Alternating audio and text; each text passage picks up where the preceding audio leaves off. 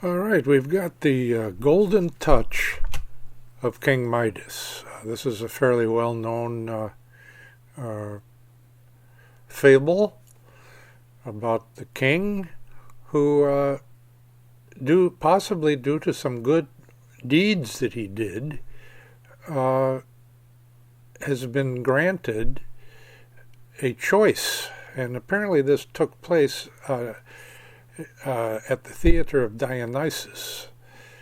And here he is. He's receiving gold, I suppose, from some of his people. And he also gets what's called the golden touch. Of course, the Joker is there too. The Joker is probably telling us, well, these things are not quite as they seem. But in any case, King Midas is very pleased with this, the golden touch. Everything he touches turns to gold. His throne, all of his furniture, it all turns to gold. What a deal. Here's the Joker again, hanging in there. Midas, he touches some of his furniture. Maybe that's a mirror that turned to gold. That'd be something. And throughout the castle, everything is being turned into gold, which is a great thing so far, right? So here's the king. He's receiving some letters, or he's receiving something. Anyway, when it sparkles like that, it has been turned into gold. That's the deal. So here it's just about time, I think, for dinner. And here's a table in the palace there, and here's the king. He's racing over, very excited about what's going on here. And he's going to turn some more stuff into gold. But there is something that he forgot about here, and that will come up here very shortly. I guess the entire castle has been turned into gold because it's sparkling now. Well, so King Midas is a very wealthy guy now. Or if he wasn't before, he certainly is now. And he's pleased that he has all this gold. Now it's time for dinner. Something untoward may happen here. So here comes a servant with a meal for the king. King looks like he likes to eat, and so it appears to be a roast pig. And here's a servant with some wine. Okay, this is great. Oh, he touched the pig with his fork, and it turned into gold. Okay. Not good.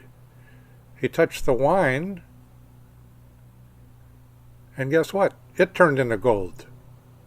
All right, now we got a problem.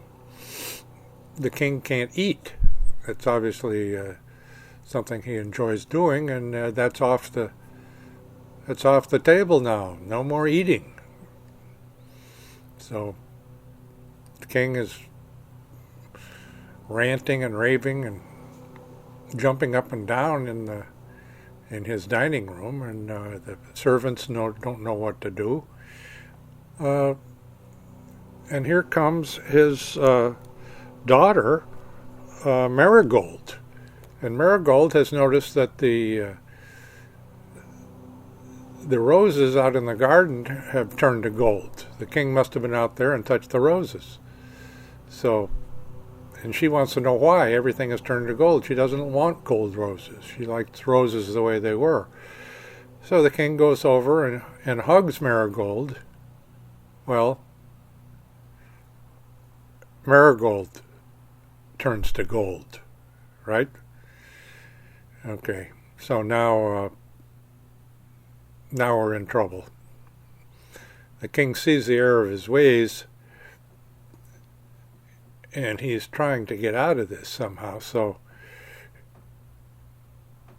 he's very unhappy. crying. Poor guy.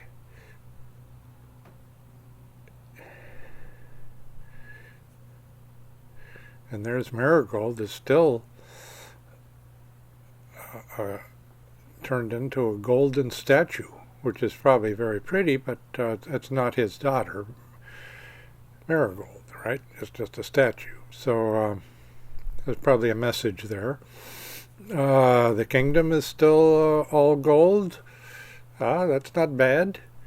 And now he talks to the magician, which gave him these powers, and tells him, this is it, I can't handle this. So the magician ends the golden touch.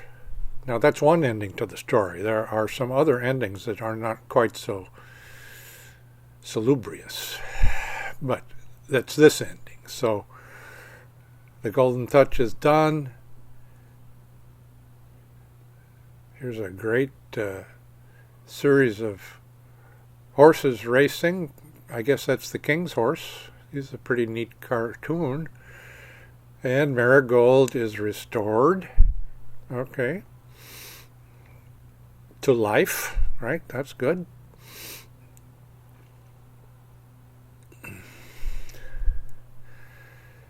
And the king is pleased. Everything is okay now. But I think a lesson has been learned, right?